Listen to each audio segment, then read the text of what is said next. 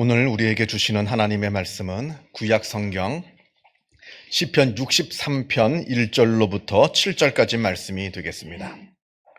구약 성경 846면에 있습니다.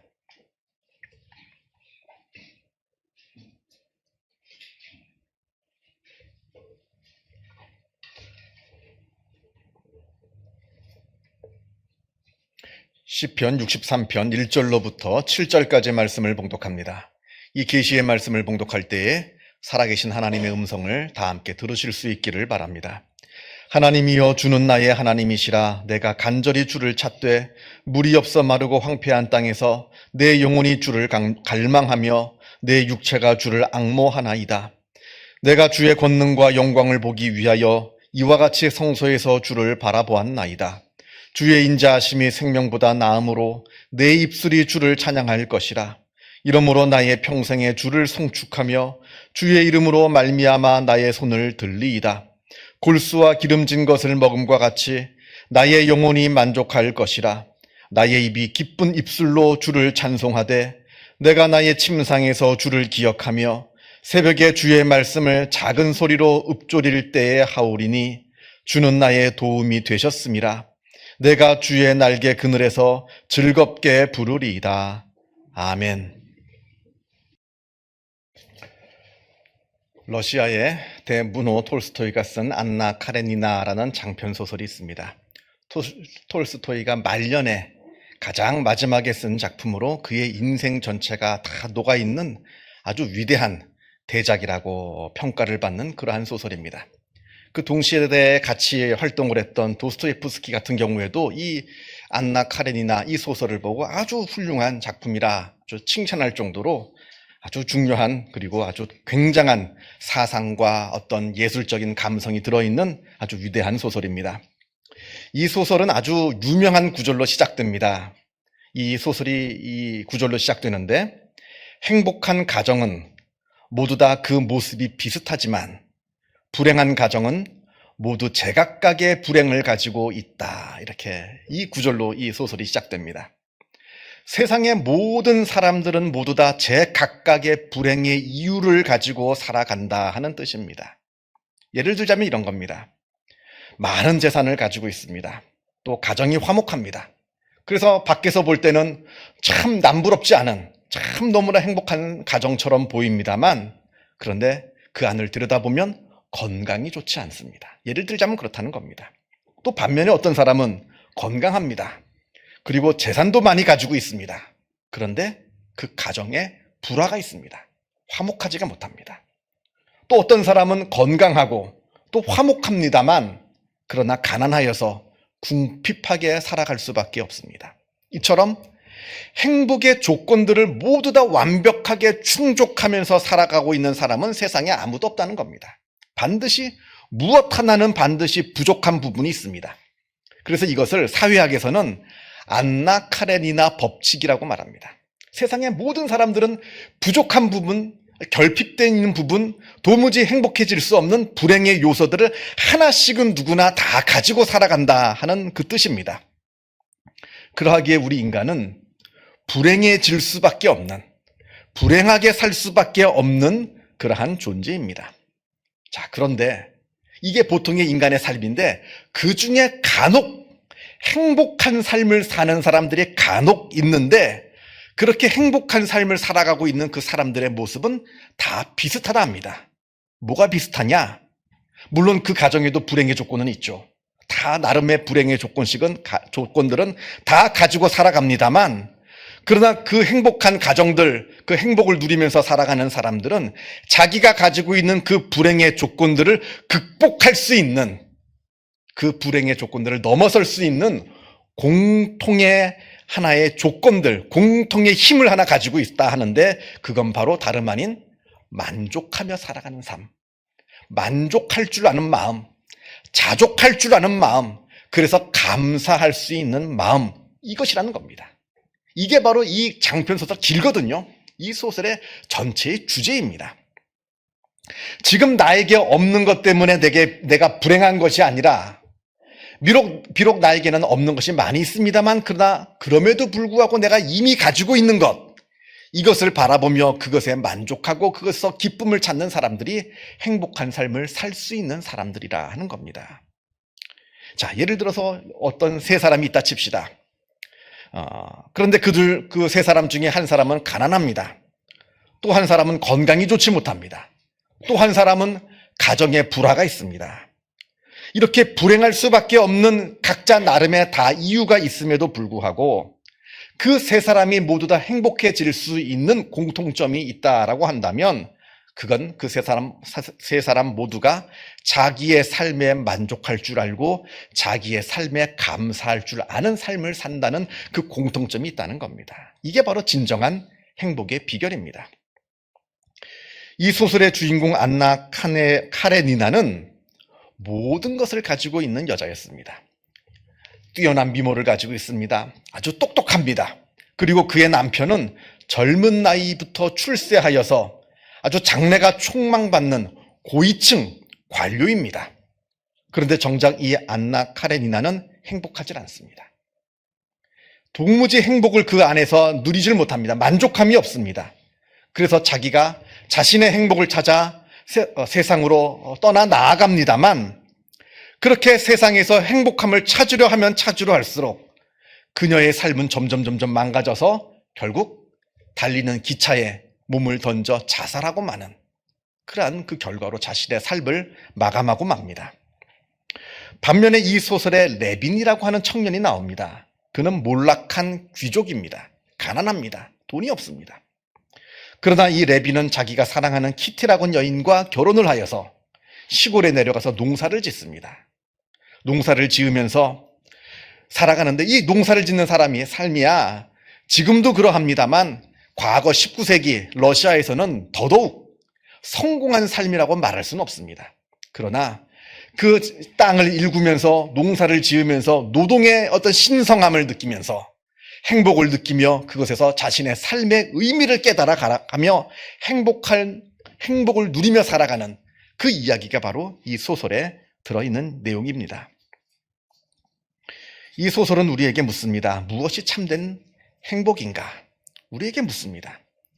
어차피 우리 인간이라고 하는 존재는 불행의 조건을 하나씩은 누구나 다 가지고 살아갈 수밖에 없는 그러한 존재인데 그 불행의 조건들을 이겨내고 참된 행복에 도달할 수 있는 방법이 도대체 무엇이냐? 우리에게 말해주고 있는 아주 중요한 소설입니다. 여러분, 누가 성공한 인생을 산 사람입니까? 많은 것을 가졌다고 그가 성공한 사람입니까? 아니면 많이 배웠다고 그가 성공한 사람이라고 말할 수 있는 겁니까? 아니면 대단한 권세를 가졌다고 해서 그 사람이 과연 성공한 사람입니까? 여러분, 성공한 삶이라고 하는 것은 자기의 삶에 만족할 수 있는 사람, 자신의 삶에 감사할 수 있는 사람이야말로 그 사람이 성공한 사람이라 말할 수 있는 겁니다. 많이 가졌던 적게 가졌던, 출세를 했던 못했던, 많이 배웠던 못 배웠던, 그럼에도 불구하고 자신의 삶에 감사할 수 있는 사람이야말로 그 사람이 성공하는 사람인 것이고 그 사람이 바로 승리자인 겁니다. 아무리 생각해봐도 감사할 게 없어요. 나의 삶을 아무리 생각해봐도 도무지 감사할 게 없습니다. 그 사람은 불행한 사람이고 그 사람은 실패한 사람입니다. 그 사람이 아무리 많은 것을 가지고 있던, 아무리 많은 것을 배운 사람이건, 아무리 높은 그 대단한 권세를 누리고 산 사람이건 간에 상관없이 자신의 삶을 되돌아볼 때 감사할 것이 없는 사람은 불행한 사람이요, 실패자인 겁니다. 아무리 많은 것을 가지고 있다 하더라도 그 사람은 인생의 패배자입니다. 1984년에 상영된 아마데우스라고 하는 영화가 있습니다. 아마 보신 분들이 꽤 많으시리라 생각합니다. 아주 영화사에서 길이 남을 명작으로 남는 그러한 영화입니다. 이 영화의 주인공은 두 명입니다. 음악의 천재 볼프강 아마데우스 모차르트, 그리고 그 당시 오스트리아 황실의 음악 감독인 안토니오 살리에리. 이 두 사람이 이 영화의 주인공인데 이 두 사람 다 모두 다 실존 인물입니다. 그런데 그 영화를 보면 오스트리아 황실 음악 감독인 살리에리가 모차르트가 가지고 있는 아주 천재적인 재능을 시기하여서 질투한다 하는 그러한 내용을 담은 이야기입니다. 실제로요, 영화 얘기가 아니라 실제로 1791년 12월에 모차르트가 죽게 되는데, 모차르트가 죽었을 때 오스트리아 빈뿐만 아니라 전 유럽 전체에 무슨 소문이 돌았냐면, 저 음악 감독 살리에리가 모차르트를 독살했다 하는 소문이 쫙 퍼집니다. 그게 진짜인지 아닌지는 모릅니다. 진짜 실제로 살리에리가 모차르트를 죽였는지 아닌지는 모릅니다만 그러한 소문이 온 유럽에 쫙 퍼집니다. 그리고 실제로 이 살리에리가 노년에 치매가 걸려서 요양병원에 입원하게 되는데, 그 요양병원에서 이 살리에리가 실제로 자기가 모차르트를 죽였다라고 하는 횡설수설하는 말을 자주 했다고 합니다. 이게 진짜로 살리에리가 정말로 죽인 건지 아니면 치매 때문에 착각을 일으켜서 그 말을 하는 건지 모릅니다만 그런 일들이 실제로 일어났습니다. 그래서 거기에서부터 사람들이 스토리를 만들어가지고 이 영화를 만든 겁니다. 아무튼 만약에 정말로 살리에리가 모차르트를 시기하여서 그를 죽였다면 그는 참으로 불행한 삶을 산 실패자의 삶을 산 사람일 겁니다. 여러분, 그 당시에 오스트리아 빈의 황제의 음악 감독이라고 하는 지위는 음악가로서는 가장 높은 자리에 올라간 겁니다. 그 이상의 자리가 없어요. 음악가가 올라갈 수 있는 최고의 자리까지 올라간 겁니다. 그러니까 살리에리는 모든 것을 다 가진 사람입니다. 부를 가졌습니다. 명예를 가졌습니다. 그리고 또 재능을 가졌습니다. 물론 자기의 재능이 모차르트보다는 못한다 할지라도 그럼에도 불구하고 그는 대단한 재능을 가진 사람입니다. 재능이 없었으면 그 자리까지 올라갈 수도 없었기 때문에 그러합니다. 모든 걸 다 가진 사람이에요. 부도 가졌고 명예도 가졌고 권세도 가졌고 또 재능도 가졌습니다. 그런데 왜 그렇게 그 자기가 가진 것에 만족하지 못하고 남이 가진 것에 그렇게 시기하고 있는 겁니까? 자기는 그 많은 것을 다 가지고 누리고 있으면서도 그 남이 가지고 있는 그 작은 것에 그토록 왜 시샘하고 그것에 질투하고 있는 것이냐 하는 말입니다. 그건 바로 자기의 삶에 감사가 없기 때문에 그러합니다. 자기가 이미 많은 것을 가지고 누리고 있음에도 불구하고 자기가 가지고 있는 것에는 감사가 없어요. 만족함이 없습니다. 그러니까 남이 가지고 있는 그 작은 것에 눈이 돌아가게 되는 것이고 그것에 시샘하게 되고 그것으로 말미암아 사람을 죽이는 끔찍한 살인자가 되고 만 겁니다. 만약에 여러분, 이 살리에리가 자기의 삶에 감사할 줄 알고 자기에게 주어진 것에 만족할 줄 알았다라고 한다면, 그래서 모차르트를 시기하는 것이 아니라 오히려 모차르트를 후원해 주었더라면 그의 삶은 완전히 달라졌을 겁니다. 후대의 사람들이 그 사람을 평가할 때 그를 굉장히 훌륭한 음악가요, 굉장히 훌륭한 인격자로 평가했을 겁니다. 그러나 자기의 삶에 만족함이 없었기에 그 사람은 결국 실패자가 되고 만 겁니다. 그러니까 문제는 감사하는 마음이고 또한 자기의 삶에 만족할 줄 아는 그러한 마음인 겁니다. 여러분은 어떠십니까? 여러분은 여러분의 삶에 감사와 만족이 있으십니까? 우리가 감사를 이야기할 때 감사에는 4가지 요소가 있다 합니다. 감사에는 4가지 요소가 있는데 첫 번째는 받은 것을 아는 마음입니다. 받은 거라는 겁니다. 내가 내 힘으로 스스로 쟁취한 것이 아니라 받은 거라는 것을 알 때 감사한 겁니다. 아니, 내가 다 쟁취한 건데 감사할 게 어디 있겠어요? 누구한테 감사하는 겁니까? 그러나 이것이 받은 것임을 알 때, 나에게 주어진 것임을 알 때 우리는 감사할 수가 있습니다. 미국의 TV 만화 영화 중에서 심슨 가족이라는 게 있어요. 뭐 나이 드신 분들은 아마 잘 모르실 텐데 아마 좀 아시는 분들도 계실 겁니다. 이 심슨 가족이라고 하는 만화 시리즈가 있는데, 그러니까 풍자하는 만화예요. 세상을 풍자하는 만화. 거기에 이런 장면이 나온다고 합니다.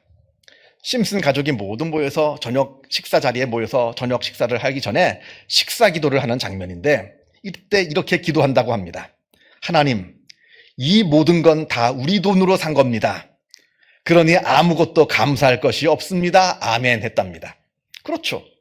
내가 열심히 일해서 내가 돈 벌어서 그 돈 가지고 내가 장에 가서 내가 사와서 내가 요리해서 내가 먹는 건데 내가 누구한테 감사를 하는 겁니까?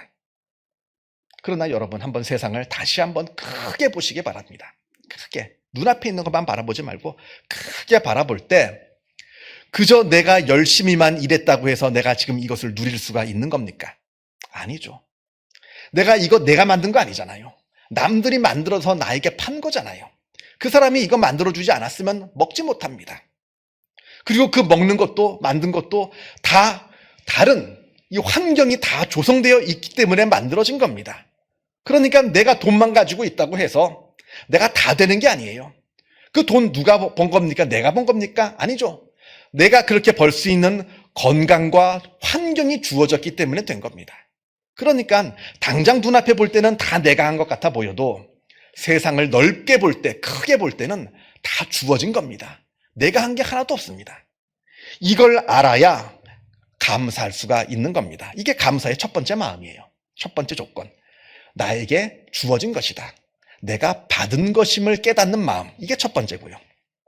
두 번째는 감사의 대상을 아는 마음입니다. 대상이 있어야 돼요. 그 선물 그것만으로는 내가 감사할 수 없는 겁니다. 선물한테 감사하겠어요? 선물을 준 사람에게 감사를 해야죠. 예를 들어서 내가 선물을 하나 받았습니다. 평소에 내가 너무나도 갖고 싶었던, 너무나도 내가 좋아하는 그 물건을 내가 선물을 받았습니다. 그러면 그 선물을 받았으면 그 선물을 준 사람에게 감사를 해야죠. 그 선물을 나에게 줬으니까. 그런데 선물을 준 사람은 아예 잊어버리고 선물만 바라봅니다. 선물만 바라보면서 좋아합니다.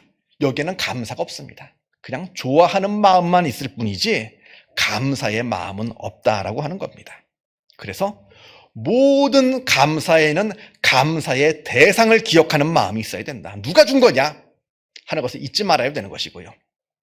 자, 세 번째는 그 선물을 왜 받았느냐 하는 겁니다. 왜 받았느냐? 그 사람이 나에게 이 선물을 왜 주었느냐? 사랑하는 마음으로 주어야 선물입니다. 다른 마음으로 주면 뇌물입니다. 그 사람이 나를 사랑하는 마음에서 주어야 이게 선물이 되는 것이지 다른 마음으로 준 것은 뇌물이 되는 겁니다. 그 사랑을 깨닫는 것이 중요해요. 그 선물보다 그 사람이 나에게 이것을 준 그 사랑을 더 기뻐해야 되는 겁니다. 내가 내 자녀에게 무슨 선물을 주었어요. 근데 이 녀석이 그 선물을 받고는 감사합니다. 뭐 말도 없이 그냥 이 선물만 바라보고만 있습니다. 부모의 사랑을 깨닫지를 못해요. 그러면 이것은 진정한 감사의 모습이 있을 수가 없게 되는 겁니다.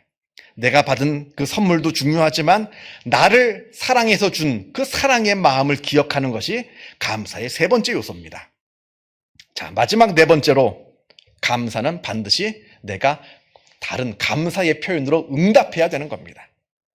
받고 그냥 아무 얘기도 안 하고 휙 되돌아서는 거, 이건 감사의 모습이 아니죠. 내가 말하지 않아도 다 안다고요? 그건 잘못된 이야기입니다. 감사는 반드시 표현돼야 됩니다. 감사합니다, 고맙습니다 라고 하는 표현이 반드시 이루어져야 감사가 된다는 겁니다. 온전한 감사가 된다는 겁니다. 이 감사의 네 가지 요소가 있다라고 하는 겁니다. 그래서 우리가 늘 하나님께 또한 우리의 삶 가운데 주어진 모든 일들 가운데 하나님께 감사하는 마음이 필요하겠고요. 자, 이러한 것을 생각하면서 우리가 오늘 본문을 보겠습니다.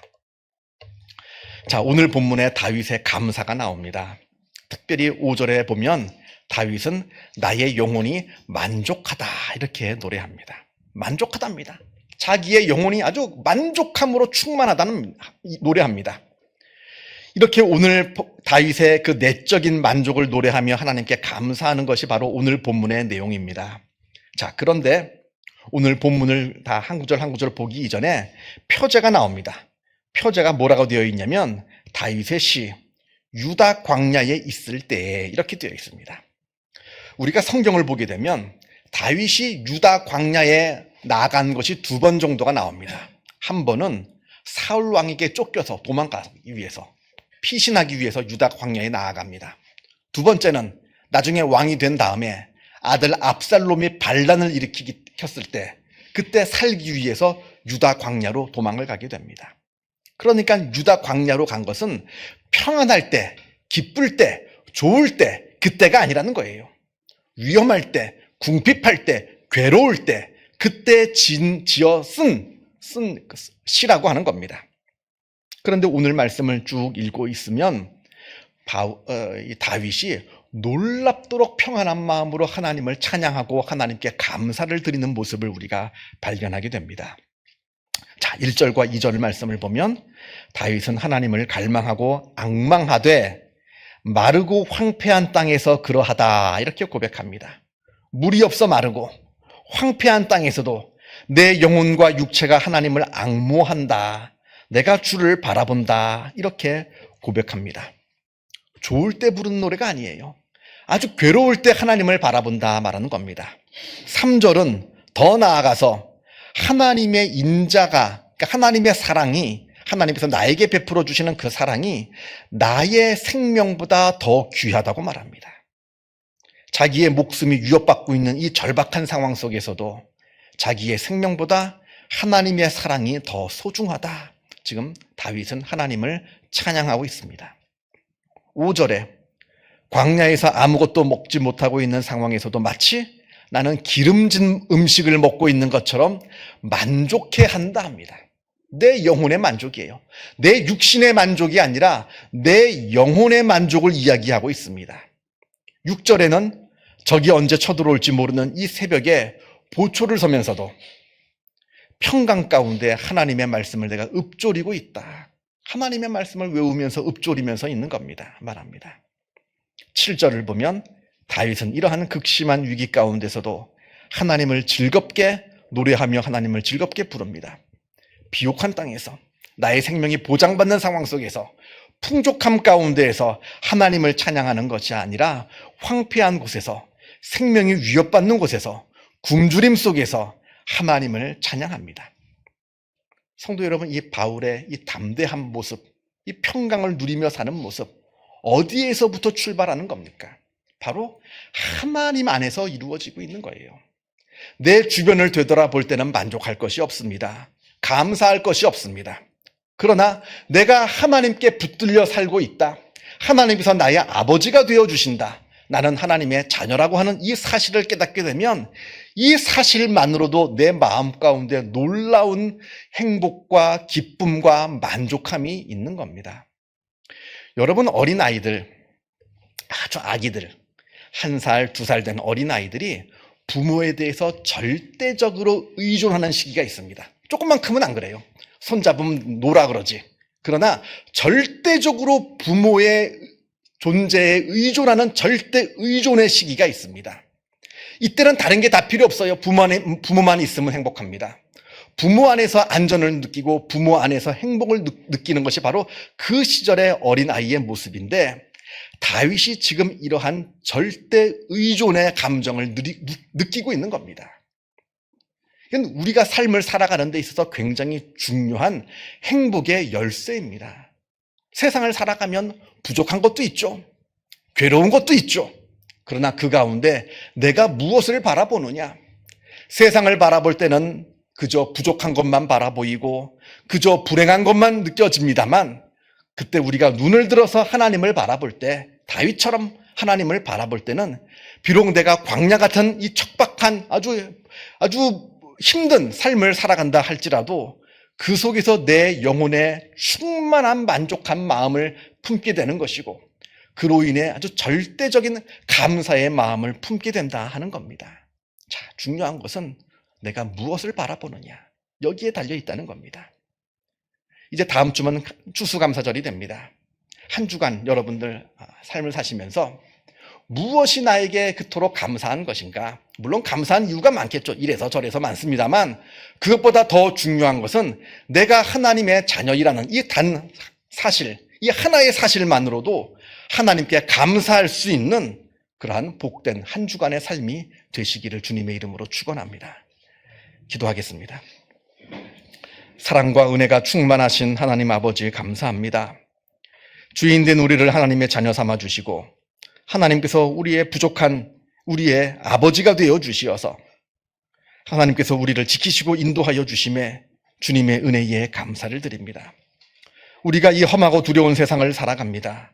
세상을 바라볼 때는 온통 만족할 수 없는 불행한 것들만 보입니다만, 그러나 그러할 때 나를 사랑하시고 나를 하나님의 자녀 삼아 주신 하나님을 바라볼 수 있게 하여 주시어서 하나님께서 우리에게 부어주시는 그 영혼의 만족, 그 내적인 만족, 그 절대적인 만족을 누리며 하나님께 감사할 수 있는 주님의 귀한 자녀들이 다 되게 하여 주옵소서.